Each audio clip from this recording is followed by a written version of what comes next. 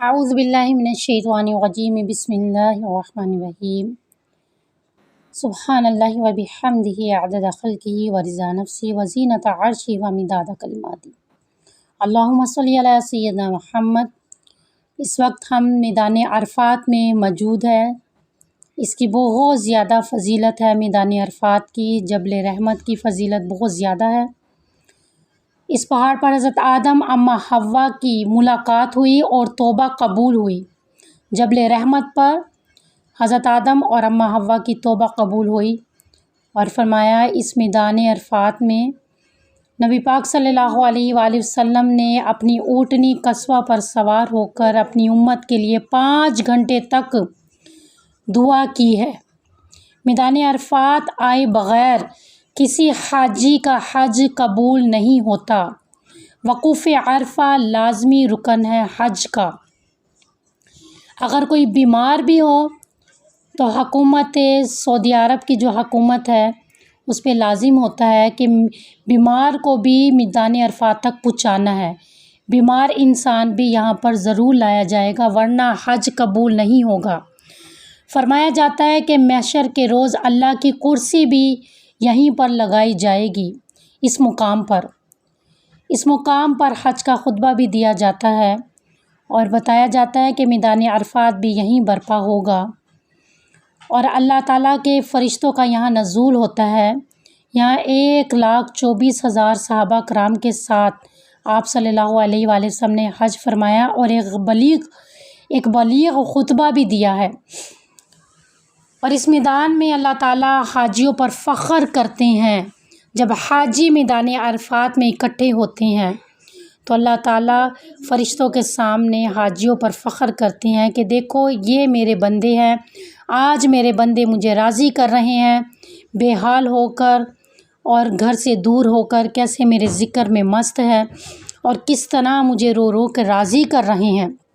میدان عرفات میں مانگی جانے والی دعائیں ضرور قبول ہوتی ہیں۔ یہاں پر آ کر حاجی گناہوں سے پاک ہو جاتا ہے۔ اگر سچے دل سے معافی مانگ لی جائے تو پچھلے گناہ معاف ہو جاتے ہیں۔ آپ نے اپنی اونٹنی پر سوار ہو کر 9 ذی الحج کو اللہ پاک کی حمد و ثنا فرمائی ہے، اور پھر آپ نے خطبہ دیا جس کا مفہوم ہے کہ کسی عربی کو عجمی پر اور کسی کالے کو گورے پر کوئی فضیلت نہیں ہے مگر تقوی کی بنیاد پر، یعنی کوئی کسی سے کوئی فوقیت نہیں رکھتا۔ اگر کوئی کسی سے بلند مقام رکھتا ہے تو تقوی، جس کا تقوی زیادہ ہوگا وہی اللہ کے زیادہ قریب ہو جائے گا۔ اللہ کے نزدیک کالے گورے کا کوئی مقام نہیں، تقوی کا مقام ہے۔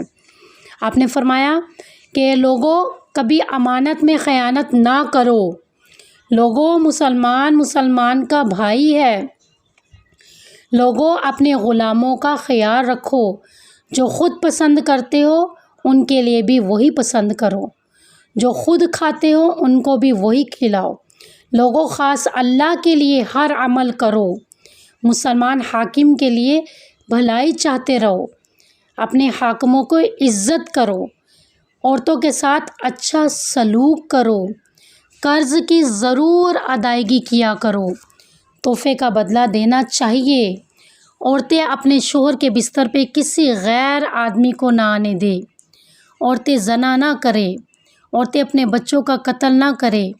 اور آپ نے ایک بہت بلیغ خطبہ دیا ہے جس میں حقوق العباد کے بارے میں فرمایا گیا ہے میدان عرفات میں، اور آپ نے یہ بھی فرمایا تمہارے درمیان ایک ایسی چیز چھوڑے جا رہا ہوں، میں تمہارے درمیان ایک ایسی چیز چھوڑے جا رہا ہوں کہ اگر تم نے اسے تھامے رکھا تو تم کبھی گمراہ نہیں ہوں گے، یعنی قرآن مجید۔